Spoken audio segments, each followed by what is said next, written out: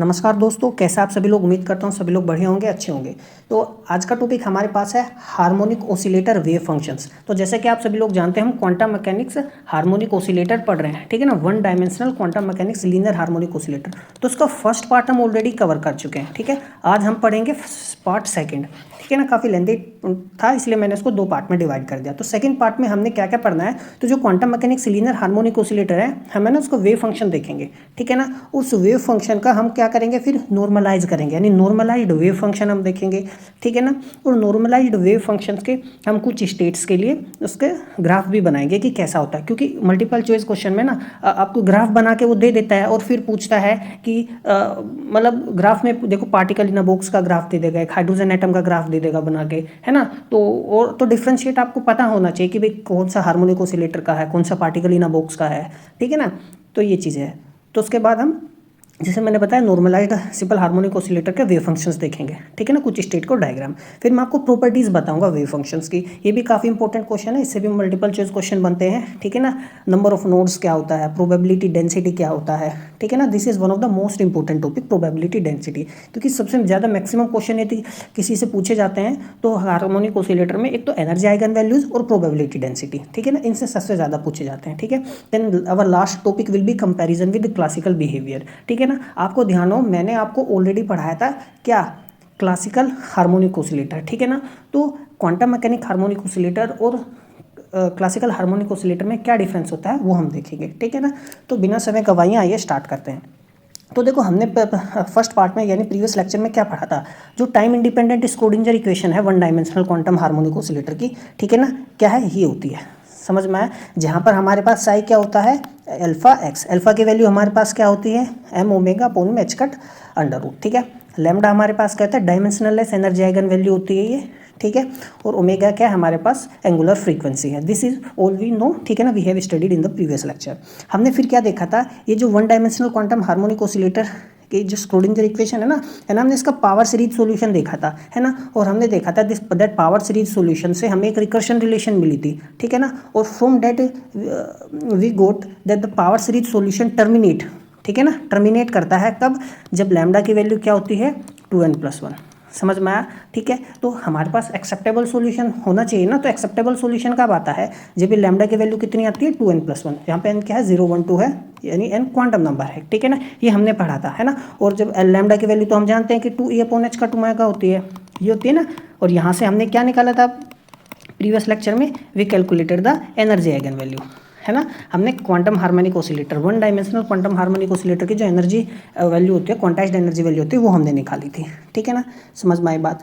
हमने फिर क्या देखा था कि जो सॉल्यूशन होता है स्क्रोडिंगर इक्वेशन का, ठीक है ना, किससे रिप्रेजेंट करते हैं हम, वेव फंक्शन से। तो जो हार्मोनिक ओसिलेटर वेव फंक्शन है वो क्या था, ये हमारे पास, समझ में आया। देखो, सबसे पहले तो हमने क्या शो किया था, हमने एसिम्प्टोटिक सॉल्यूशन शो किया था, है ना। फिर उसके बाद हमने एग्जैक्ट सॉल्यूशन शो किया था। तो हमने बताया था कि एग्जैक्ट सॉल्यूशन आएगा तो यहाँ पर ये क्या होता है, फंक्शन हमारे पास हर्माइट पोलिनोमियल होता है ना।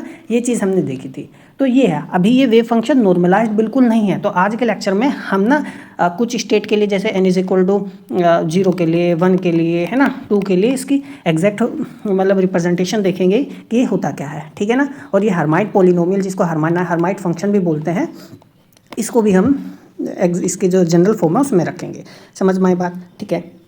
तो ये हम जानते हैं। तो ये जो हमारे पास है हर्माइट पोलिनोमियल, ये किसको सेटिस्फाई करता है, डिफरेंशियल इक्वेशन को सेटिस्फाई करता है, ये भी हमने जाना था, है ना, यदि आपको ध्यान हो, है ना। ये था ना हमारे पास। और लैम्डा क्या, 2n+1 है ना। इसको हम ऐसे भी लिख सकते हैं, ये हम भली बात ही जानते हैं, ठीक है।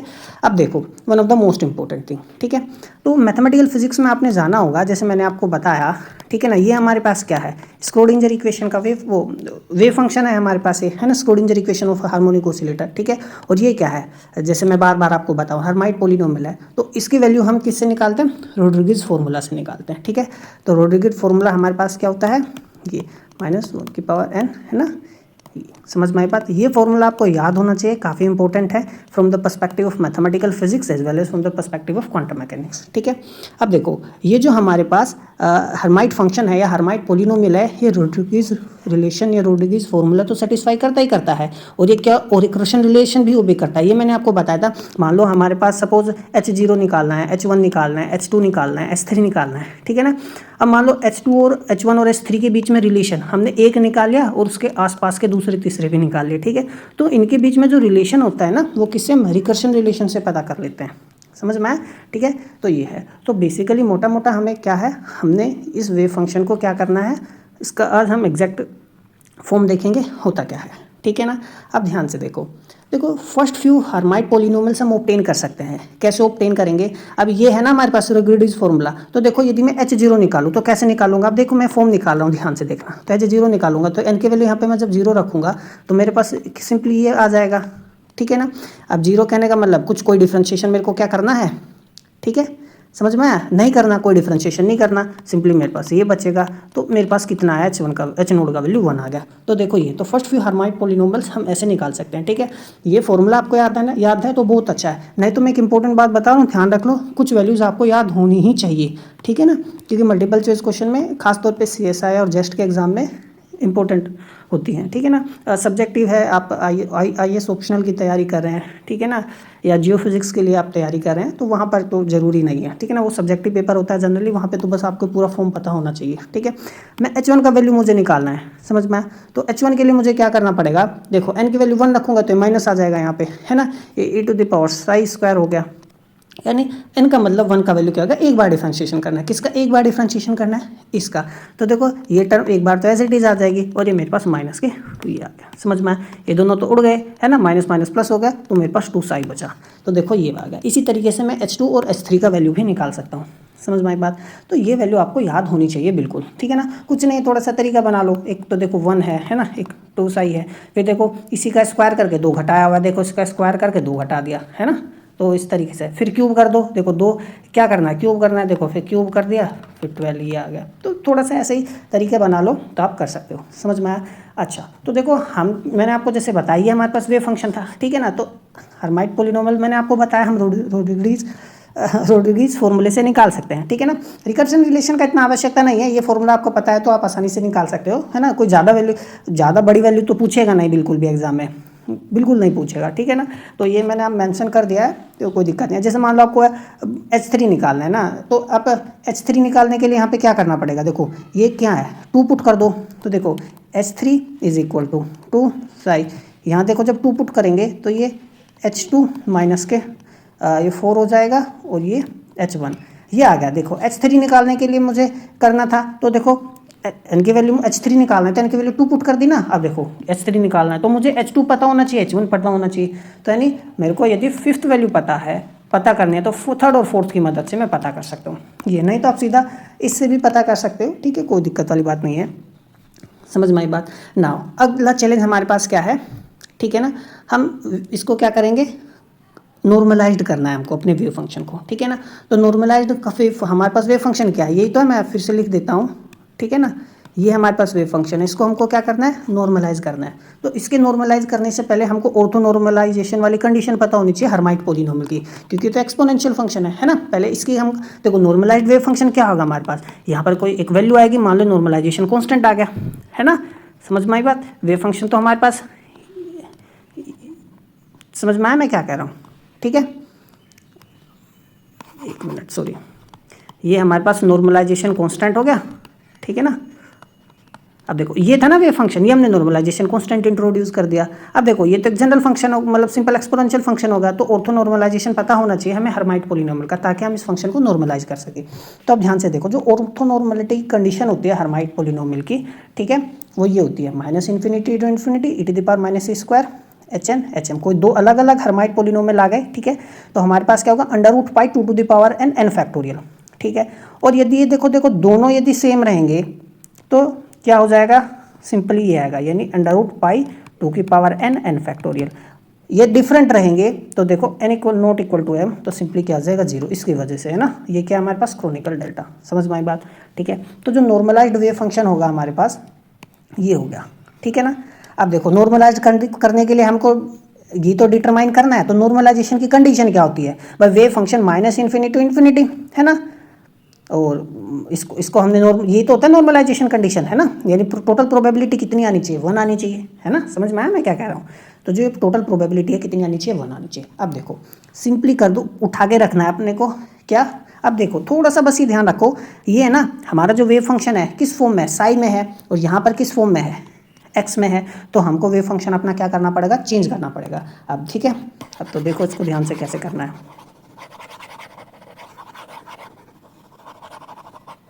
देखो अब हमारे पास -∞ टू +∞ फाई n, ठीक है, ये होती है।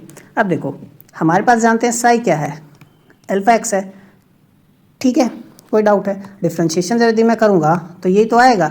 तो मेरे को सबसे पहले क्या करना चाहिए, अब देखो dx की जगह मैं क्या रखूँगा, 1/α बाहर ले लिया, ये मेरे पास ये आ गया, ठीक है, कोई डाउट है। वही देखो यहाँ पे क्या है। अब मैं जब वैल्यू रखूँगा, हमारे पास वेव फंक्शन क्या था, वेव फंक्शन हमारे पास यही तो है। देखो वेव फंक्शन है क्या, ये वेव फंक्शन है हमारे पास, यदि आप ध्यान से देखो ये, ठीक है, कोई डाउट है। अब देखो ध्यान से, मेरे को तो ये x में रखना है ना, तो ये x में ऐसे ही तो रखूँगा, ये अल्फा एक्स है, ये क्या है, ये अल्फा एक्स है, ये α² x²/2, क्योंकि साई क्या है, अल्फा एक्स ही तो है। तो जब मैं यहाँ पे रखूँगा तो देखो स्क्वायर हो जाएगा इसका तो सिंपली, ठीक है ना। अब देखो h²n, कोई डाउट है।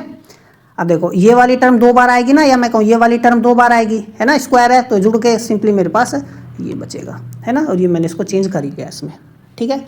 अब देखो n² भी तो है यहाँ पे नॉर्मलाइजेशन में, ये hn है, तो ये hn मेरे पास बाहर आ गया, ठीक है ना, n², कोई डाउट है। तो यहाँ पे ना ये होना चाहिए, ध्यान रखना, ठीक है।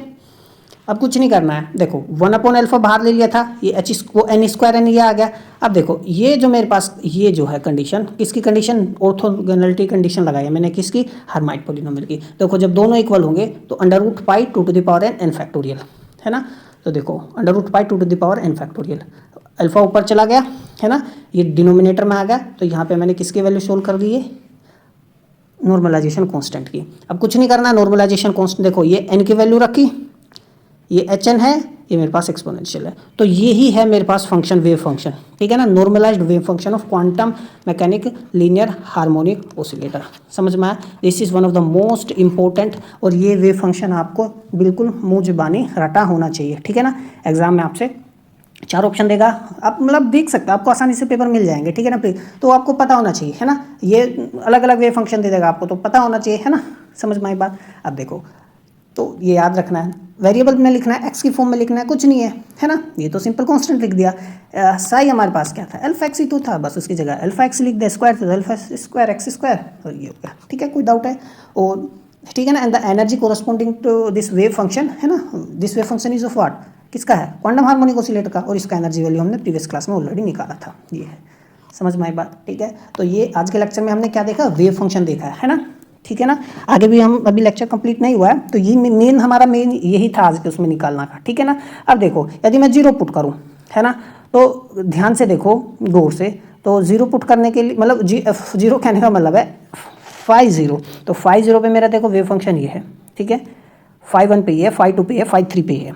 एनर्जी मैंने ऑलरेडी आपको बताया था, है ना, n की वैल्यू 0 रखोगे तो 1/2h, है ना, ये आती है, और स्पेसिंग कितनी होती है हमारे पास, h/ω, है ना, स्पेसिंग कांस्टेंट होती है। अब ध्यान देखने वाली बात है, ये जो डैश डैश लाइन है ये क्या है, क्लासिकल लिमिट है। तो ध्यान हो, यदि मैंने आपको बताया था प्रीवियस क्लास में, जब मैंने आपको क्वांटम हार्मोनिक ऑसिलेटर पढ़ाया था क्लासिकल केस में, कि क्लासिकल लिमिट जो थी हमारे पास क्या थी, देखो ध्यान से, ये कोई ऑसिलेटर है, ये क्या कर रहा है, ऑसिलेट कर रहा है, ठीक है। तो जो उसका मैक्सिमम एम्पलीट्यूड है, मान लो कितना गया, इधर प्लस है और इधर कितना गया, माइनस है, तो यही क्या होगी, इसकी क्लासिकल लिमिट होगी। यानी जो क्लासिकल हार्मोनिक ऑसिलेटर होगा ना, it can not go beyond this. अब उसके पास कुछ काइनेटिक एनर्जी नहीं थी, तो आगे की तरफ वो नहीं गया, है ना, समझ में आया। तो मैक्सिमम पोटेंशियल एनर्जी होती है ना हमारे पास एक्सट्रीम पॉइंट्स पर, तो ये तो it is with in the classical limit. तो जो डैश डैश लाइन है आप देख रहे हो, ठीक है ना, क्या है, तो हमारे पास क्या किसके लिए है, क्लासिकल लिमिट के लिए। लेकिन क्वांटम मैकेनिक्स में देखो आप, क्वांटम मैकेनिक्स में यदि ध्यान से देखो, डैश डैश लाइन से भी बियॉन्ड क्या जा रहा है, वेव फंक्शन जा रहा है।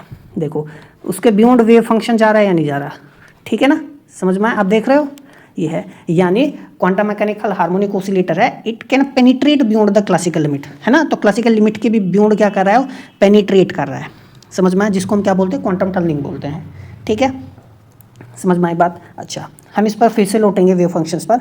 अभी यहाँ पे हम n की वैल्यू यदि मैं देखो 0 पुट करूँ, है ना, समझ में आया, तो आप देखो 0 पुट कर लो, ठीक है, तो ये वेव फंक्शन आएगा, एनर्जी ये होगी। 1 पुट कर लो तो n की जगह देखो, n की जगह सिंपली 1 रखना है ना, ये आ जाएगा। 2 रख लो, 3 रख लो। अब देखो जब मैं n की वैल्यू देखो 2 रखूंगा ना, तो मुझे h2 की वैल्यू रखनी पड़ेगी। अब देखो h2 की वैल्यू हमने क्या निकाली थी, यदि आपको ध्यान हो 2 साई, या मैं कह सकता हूँ 2 अल्फा एक्स, तो देखो 2 अल्फा एक्स है, ठीक है ना, समझ में आई बात। H3 यदि आपको ध्यान हो हमने क्या निकाला था, H2 का वैल्यू हमारे पास क्या था, सिंपली 2 साई स्क्वायर माइनस के 1, समझ में आई बात, ठीक है। तो हम आसानी से चीज़ों को निकाल सकते हैं, 2 आएगा, ठीक है, कोई डाउट है, ये है, तो समझ में आई बात। अब देखो प्रॉपर्टीज़ यदि बात करें, हम फिर से लौटेंगे वेव फंक्शन पर, है ना। अब देखो वेव फंक्शन की प्रॉपर्टीज़ की बात करें तो जो क्वांटम हार्मोनिक ऑसिलेटर होता है, सेवरल इंपॉर्टेंट प्रॉपर्टी हाईलाइट करता है ना, कौन सी, क्वांटम मैकेनिकल नेचर, ठीक है ना। अब देखो classical nature, quantum mechanical harmonic oscillator quantum properties show करता है। जैसे एक प्रॉपर्टी मैंने देखो यहाँ पे आपको बताई, जो वेव फंक्शन होता है it can even cross the classical limit, है ना, भाई क्लासिकल लिमिट को भी क्रॉस कर जा रहा है, जहाँ पर भाई क्लासिकल, जहाँ पर भाई फिजिक्स, क्लासिकल फिजिक्स से कहते हैं भाई इस लिमिट के बियॉन्ड नहीं जाना चाहिए ऑसिलेटर, है ना। भाई हमने क्या किया, हमने देखो एक ऑसिलेटर था, ऑसिलेट कर रहा था, तो हमने इसको क्लासिकल फिजिक्स से स्टडी करने की कोशिश की। मान लो मैं एटम्स की स्टडी कर रहा हूँ, एटम्स क्या कर रहे हैं, ओसिलेट कर रहे हैं, है ना, तो मैंने क्लासिकल फिजिक्स से कंसेप्ट लगाए और देखा कि भाई मैक्सिमम डिस्प्लेसमेंट इतना जा सकता है, ठीक है। लेकिन जब एक्सपेरिमेंटली परफॉर्म किया, एक्सपेरिमेंटली देखा गया कि भाई क्लासिकल लिमिट से भी ज़्यादा जा रहा है ना, यानी क्लासिकल लिमिट से ज़्यादा जा रहा है, इसका मतलब जो प्रिंसिपल्स हमने लगाए हैं, यानी क्लासिकल फिजिक्स के प्रिंसिपल्स लगाकर जो हमने काम किया है, यानी वो कुछ लिमिटेड है ना, वो प्रॉपर नहीं लगे, क्योंकि वो क्वांटम मैकेनिकल नेचर शो कर रहा है, समझ में आया, ठीक है। यानी क्लासिकल लिमिट से भी आगे वेव फंक्शन प्रोबेबिलिटी है उसके डिस्प्लेसमेंट की, यानी उसके फाइंड करने की प्रोबेबिलिटी उधर है, ठीक है ना। बात करते हैं कुछ प्रॉपर्टीज़ की, जैसे नंबर ऑफ नोड्स, है ना। नोड देखो क्या होता है, नोड वो पॉइंट होता है जहाँ पे प्रोबेबिलिटी 0 होती है फाइंड करने की, ठीक है। तो वेव फंक्शन जो है ना ये, ठीक है ना, has exactly n nodes corresponding to the zeros of the Hermite polynomial. मतलब देखो हमारे पास वेव फंक्शन क्या है, यही तो है, ठीक है ना, ये वेव फंक्शन है, समझ में आई बात। अब देखो तो यहाँ पे तो देखो जीरो, देखो जो जितने हर्माइट पोलिनोमियल के जीरोज होंगे उतने जीरोज किसके होंगे, वेव फंक्शन के भी होंगे। यानी कहने का मतलब है वेव फंक्शन वहाँ जीरो होगा जहाँ हर्माइट पोलिनोमियल जीरो होगा, समझ में आया। क्योंकि देखो एक्सपोनेंट देखो यहाँ पर ये किसकी, एक्स की यहाँ कुछ भी वैल्यू रख लो, क्या टर्म जीरो हो जाएगी, नहीं होगी जीरो बिल्कुल भी। मैं इनफाइनाइट की बात नहीं कर रहा, ठीक है ना, समझ में एन की कुछ वैल्यूज रखनी पड़ेगी ना हमें, यहाँ पे तो एन कुछ है ही नहीं, है ना। अब ये भी किसी एन की वैल्यू के लिए जीरो नहीं होगा हमारे पास, हमने वो भी ऊपर आप एक्सप्रेशन देख सकते हो, ठीक है ना। तो हमारे पास क्या है, यही तो है। तो या क्या किसी एन की वैल्यू के लिए जीरो हो सकता है, नहीं। क्या ये एन की वैल्यू के लिए जीरो हो सकता है, नहीं। तो एन की ये डिपेंड करता है ना। तो ये जहाँ जहाँ जीरो होगा वो डिटरमाइन करेगा। अब क्या है कैसे है वो ध्यान से देखो तो ये क्या है, हर्माइट पोलिनोमियल क्या है, पोलिनोमियल है डिग्री एन का, तो इसके एन रियल रूट्स हैं, है ना। हम क्वांटम रियल रूट्स ही देखेंगे हम, समझ में आई बात। क्योंकि वेव फंक्शन हमें क्या देता है, प्रोबेबिलिटी तो देता है ना। तो इस ये रियल रूट्स ही देगा हमें, इमेजिनरी रूट्स देगा नहीं। इमेजिनरी रूट्स देगा तो फिर प्रोबेबिलिटी इमेजिनरी आएगी, जो कि क्या है एक्सेप्टेबल नहीं होगा हमारे लिए बिल्कुल भी। अब देखो जब मैं एन की वैल्यू यदि जीरो करूँ, एन की वैल्यू जीरो करूँ, तो यदि आप ध्यान से देखो एन की वैल्यू जीरो करने पर देखो मेरे पास एच नोड क्या था, 1 आया था, है ना। H1 कितना है, 2 साई है ना। H2 कितना है, 4 स्क्वायर माइनस के 2, ये था हमारे पास। अब यदि गौर से आप ध्यान से देखो, जब n की वैल्यू जीरो है ना, n की वैल्यू कितनी है, जीरो, तो H नोड कितना है, 1। तो जब यानी ये 1 आया है, क्या 5 जीरो को नहीं, तो यानी कोई नोड नहीं है, समझ में आया मैं क्या कर रहा हूँ। कोई भी एन की वैल्यू जब जीरो थी तो कोई नोड नहीं है। अब देखो यहाँ पर ध्यान से देखो, वेव फंक्शन है 5 वेव फंक्शन बना हुआ है ना। अब देखो क्या है, कहीं जीरो है, अब यहाँ पे भी इसको थोड़ा अलग अलग बना हुआ है क्लैरिटी के साथ, देखो ये है, समझ में आई बात। अब देखो जैसे 5 है, यहाँ पर जीरो हो गया, है ना। तो कितने नोड, यानी probability of finding the particle at equilibrium position is zero 5 case में, है ना। तो यानी N1 में एक नोड है। अब देखो यहाँ 2 नोड है, एक नोड ये होगा और एक नोड ये होगा, है ना। तो n इज इक्वल टू 2 पर कितने नोड है, 2। देखो ये आप सोच रहे होगा ये यहाँ पर इसमें मिल रहा है, नहीं ये इस पर यहाँ पे एग्जैक्ट मिल नहीं रहा, ये ऐसे है, ये ऐसे, समझ में आया, ठीक है, ध्यान रखना इन चीज़ों का। तो अब देखो जब n की वैल्यू 1 होगी तो H1 की वैल्यू कितनी है, 2। यानी देखो यानी ये जीरो हो सकता है एट इज इक्वल टू 0, वही तो देखा था हमने, है ना। अब देखो यहाँ ध्यान से देखो, n इज इक्वल टू 1 के लिए एक नोड, ये कितने हैं, n is equal to 2 2 node, 1 2 3 node, n is equal to 3 के लिए 3 node, 1 2 3 4, n is equal to ले कितने 4 होगा। समझ में आई बात, ठीक है। अब गौर से देखो n इज इक्वल टू 2 के लिए h2 की वैल्यू ये है, तो ये तो क्वाड्रेटिक फॉर्म होगी ना, तो इसके कितने जीरोज होंगे, 2 जीरोज होंगे, है ना। तो कहाँ कहाँ जीरो होंगे, देखो साई बताएगा ना, साई बता क्या होता है, अल्फा एक्स ही तो होता है, यानी एक्स बता एक्स में पता चल जाएगा ना कहाँ कहाँ जीरो है। समझ में आया, तो यानी 2 नोड, यानी वेव फंक्शन में n वेव फंक्शन में n नोड हो गए, n की वैल्यू 0 तो 0 ही नोड, n की वैल्यू 5 तो 5 नोड, यानी there are 5 positions where the probability of finding the particle will be 0। यदि मैं कहूँ साई फाई, यानी देर आर 5 पोजिशंस, है ना, where particles probability will be 0।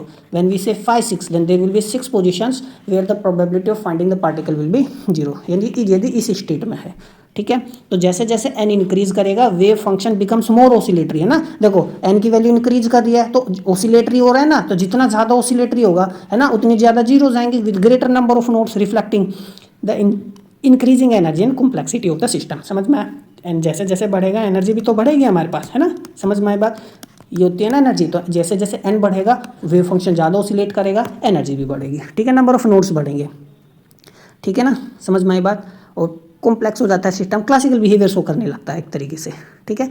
वो भी हम आपको चीज़ हम डिस्कस करेंगे। अब देखो बात करें प्रोबेबिलिटी डेंसिटीज़ की, ठीक है।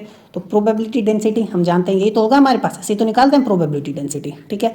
तो देखो साइन क्या था हमारे पास, है ना, alpha under root pi 2 to the power n factorial, आपको ये याद होना चाहिए 1/2, ठीक है ना, H N alpha X E to the power minus alpha square X square upon 2। देखो जब मैं इसका मॉडुलस इसका स्क्वायर करूँगा तो 1/2 ये आएगा ना सिंपली, और ये मेरे पास ये हो जाएगा, तो ये आएगा, ठीक है।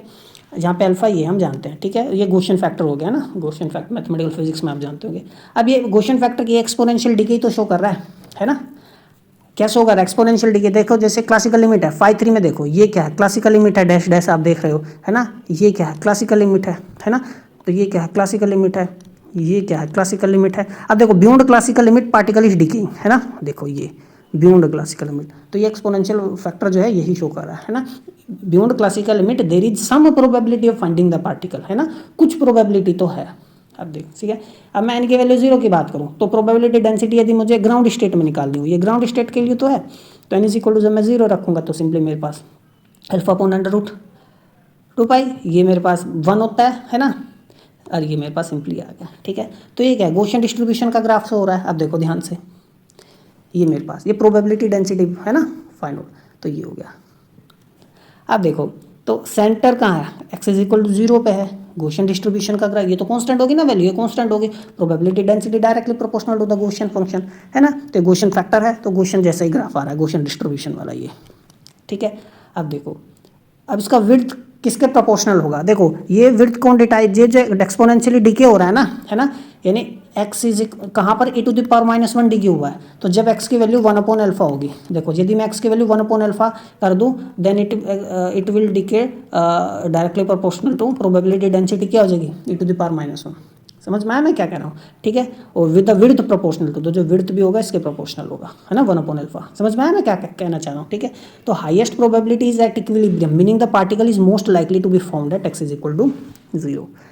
समझ में आया या नहीं आया, नहीं आया होगा बिल्कुल। देखो भाई एक्सपोनेंशियली ग्राफ ये किसका ग्राफ बनेगा, गॉसियन फैक्टर है तो गॉसियन फैक्टर का ग्राफ क्या बनेगा, ये बनेगा, ये क्या शो कर रहा है, आप देखो दोनों साइड देखो एक्सपोनेंशियल डिके शो कर रहा है, there is a peak at the middle, तो प्रोबेबिलिटी जो हाईएस्ट प्रोबेबिलिटी होगी वो इक्विलिब्रियम में फाइंड होगी, है ना। समझ में आया, तो ये हाईएस्ट प्रोबेबिलिटी क्या है इक्विलिब्रियम में फाइंड करने की, ठीक है, समझ में आया। n इज इक्वल टू 1 में देखो एक नोड आ रहा है ना यहाँ पे, यदि आप ध्यान से देखो, है ना, प्रोबेबिलिटी 0 है इक्विलिब्रियम में फाइंड करने की, तो देखो n इज इक्वल टू 1 के लिए the function has a node at x is equal to 0, है ना यहाँ पे, ठीक है। देखो यदि मैं x is equal to 0 put कर दूंगा तो एक नोड आता है ना, ये आ गया, तो यहाँ देखो 2 नोड आ रहे हैं, है ना, यानी प्रोबेबिलिटी क्या है फाइंड करने की, 2 जगह 0 यहाँ 3 आ रहे हैं, इसी तरीके से क्या समझ में आया मैं क्या चाह रहा हूँ, ठीक है। यानी meaning the particle is less likely to be found at the centre but more likely at 2 symmetric positions away from it. कहने का मतलब देखो सिंपल सा है, देखो अब गौर से देखो ध्यान से, जब n की वैल्यू 0 थी तो प्रोबेबिलिटी p मैक्सिमम मिडल में है, जैसे जैसे n का वैल्यू बढ़ रहा है तो नोड्स आ रहे हैं मिडल में, आ रहे हैं या नहीं आ रहे, ठीक है ना, यानी मिडल में प्रोबेबिलिटी फाइंड करने की जो मतलब प्रोबेबिलिटी जो है वो क्या है कम हो रही है ना, समझ में आया? देखो फंक्शन के टू सिमेट्रिक पीक्स है या नहीं है? अब देखो ध्यान से, x इज इक्वल टू 0 के बाद देखो एक सिमेट्रिक पीक एरिया, एक सिमेट्रिक पीक एरिया, है ना? ठीक है, particle is less likely to be found at the centre n is equal to 1 के लिए। हाँ, जैसे जैसे n की वैल्यू बढ़ेगा तो कितने पीक होंगे? n+1, ये भी बहुत इंपॉर्टेंट है, ध्यान रखना। अब देखो जैसे n इज इक्वल टू 0 में कितने पीक? 1, पीक कितने? 1। ध्यान से समझना, पीक क्या बताएंगे? प्रोबेबिलिटी मैक्सिमम है या नहीं है। तो ऐसी कितनी पोजीशन है जहां प्रोबेबिलिटी मैक्सिमम होगी? 1 पोजीशन है। ठीक है, तो मैं बता रहा हूं ध्यान से, देखो पीक यानी P maximum, probability maximum n+1, ठीक है ना? नोड क्या बताएंगे? यानी प्रोबेबिलिटी 0 कहाँ है ना? तो वो क्या हो गए? n के इक्वल हो गए। समझ में आया? तो ऊपर हमने अभी क्या बताया था, यदि n वेव फंक्शन है तो नंबर ऑफ नोड्स भी n होंगे।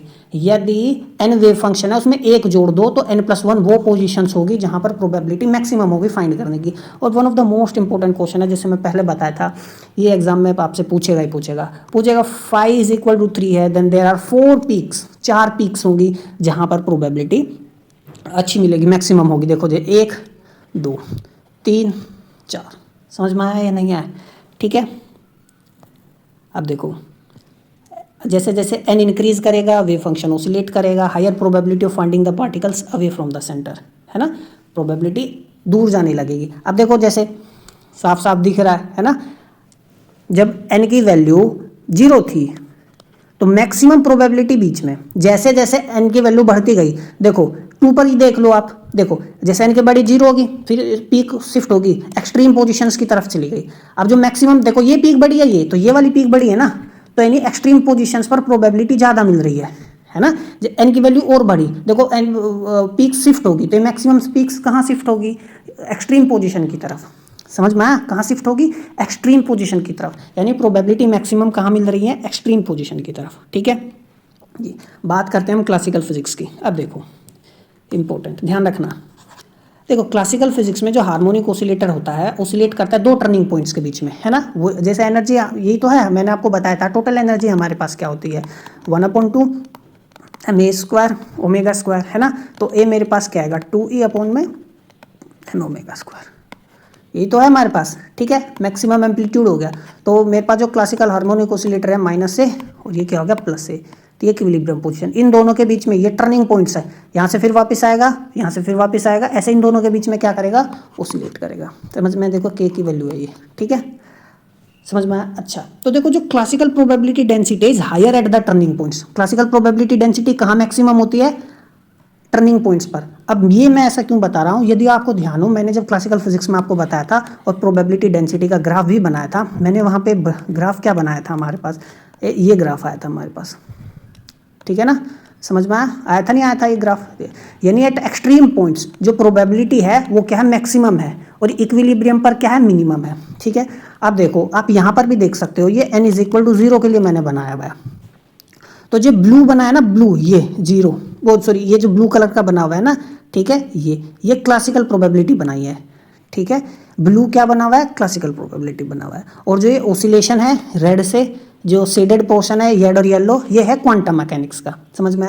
अब देखो मैं आपको थोड़ा सा हल्का सा रिवाइज कर देता हूँ। तो क्लासिकल प्रोबेबिलिटी हमने क्या निकाली थी, यदि आपको ध्यान हो, मैंने आपको बताया था, अब मैं इसको थोड़ा सा समझा भी देता हूँ। देखो भाई 2 पॉइंट्स के बीच में ऑसिलेट कर रहा है, ठीक है, अब जब पार्टिकल ऐसे ऑसिलेट कर रहा है हमारे पास, ठीक है, तो जब वो मैक्सिमम यहाँ पर आ गया, है ना, क्लासिकल फिजिक्स की बात कर रहा हूँ मैं, तो जब वो एक्सट्रीम पॉइंट पर आ गया तो उसके पास काइनेटिक एनर्जी है ही नहीं, तो काइनेटिक एनर्जी उसके पास कितनी होगी? 0।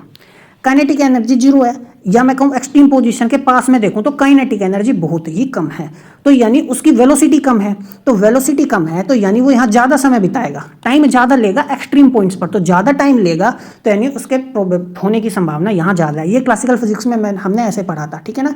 अच्छा, एक्सट्रीम पोजीशन है, तो एक्सट्रीम पोजीशन पर देखो काइनेटिक एनर्जी वो हमारे पास क्या होती है?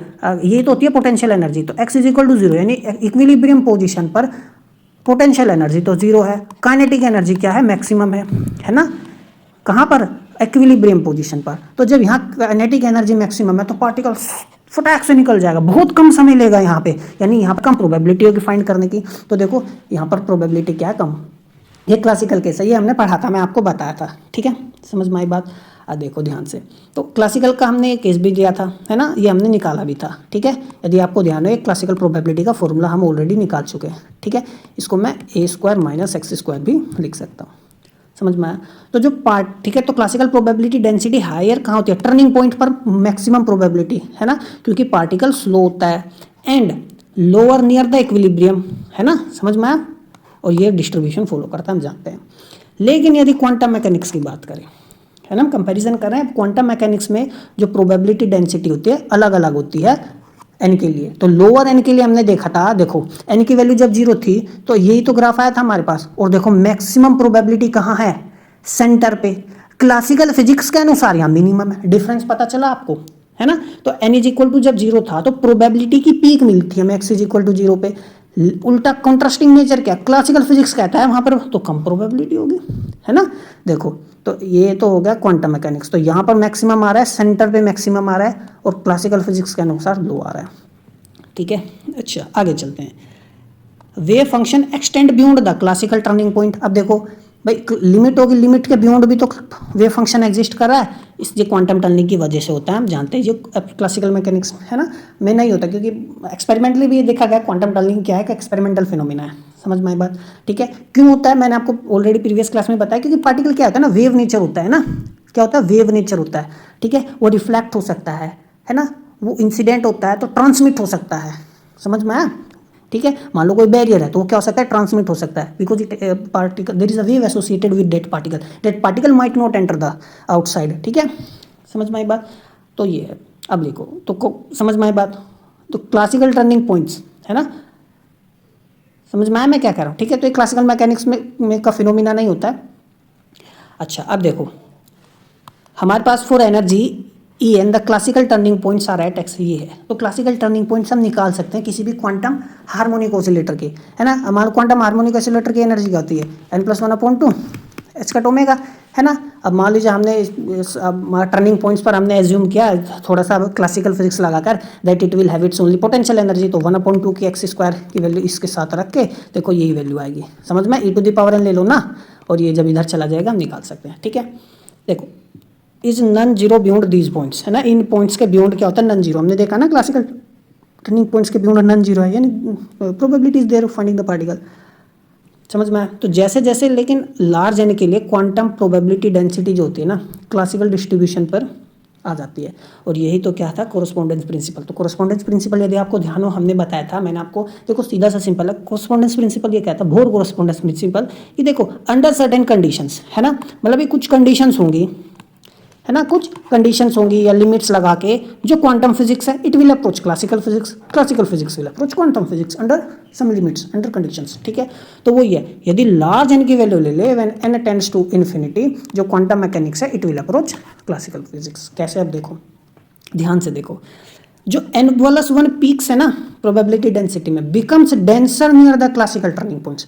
देखो भाई क्लासिकल फिजिक्स क्या कहता है, क्लासिकल फिजिक्स ये कहता है कि टर्निंग पॉइंट्स पर प्रोबेबिलिटी मैक्सिमम होगी, मान लेते हैं भाई, है ना, हमने जाना है, ये देखा है, ठीक है। तो एक्सट्रीम पॉइंट्स पर क्या है, प्रोबेबिलिटी मैक्सिमम, कौन कहता है, क्लासिकल फिजिक्स। हमने देखा क्वांटम मैकेनिक्स में कि एन की वैल्यू जब लो थी, है ना, तो उल्टा काम हो रहा है, देखो समझ में आया।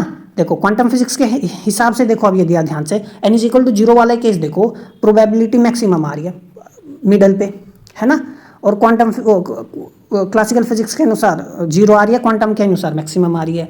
एक्सट्रीम पॉइंट्स पर देखो, एक्सट्रीम पॉइंट्स पर प्रोबेबिलिटी क्या, मैक्सिमम, और क्वांटम फिजिक्स क्या कह रहा है, देखो कम आ रही है या नहीं आ रही। तो लोअर वैल्यू लोअर एन पर कम है, जैसे जैसे एन का वैल्यू बढ़ेगा, जैसे एन का वैल्यू जैसे बढ़ा हुआ, अब ध्यान से देखो ये गैप जो है ना कम होता चला जाता है। कहने का मतलब देखो क्या है, अब यदि गौर से देखो ये जो गैप है n की वैल्यू 1 के लिए है, ये n की वैल्यू 2 के लिए है, तो ये n की वैल्यू 10 के लिए है। अब देखो ध्यान से n की वैल्यू 10 में गौर से पीक देखो, पीक क्या बताएंगे हमें, पीक हमें ये तो बता रहे भाई नोड क्या बताते हैं, भाई लोअर प्रोबेबिलिटी कितनी है ना, पीक बता रहे हैं मैक्सिमम प्रोबेबिलिटी। n की वैल्यू जैसे जैसे ज़्यादा होगी तो देखो ये जो पीक देख रहे हैं ना, ये पीक है ना, देखो ये क्लासिकल लिमिट्स के साथ अप्रोच करने लगती है, समझ में आया, क्लासिकल लिमिट के साथ अप्रोच करने लगती है, ठीक है।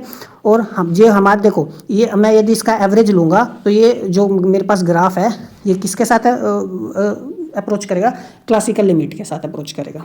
समझ में? कहने का मतलब ये है, सीधी सी बात है, देखो ये है ना, मैं थोड़ा सा सिंप्लीफाई कर देता हूँ,